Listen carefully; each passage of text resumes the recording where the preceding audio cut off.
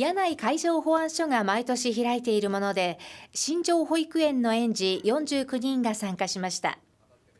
海上保安庁の海洋環境保全推進月間に合わせて行われました。環境教室ではデジタルの紙芝居が上演され、海にレジ袋などを捨てると生き物に大きな影響があることを伝えていました。また、夏になると海に行く機会が増えることから、救命胴衣の着用方法なども学んでいました。マリンレジャー終わった後にはですね、ゴミなどを、ご家庭に持って帰るなど、そういう意識づけをしてもらえたら、幸いです。会場には海上保安庁のキャラクター海丸も登場し、園児たちと記念撮影をしていました。未来に残そう。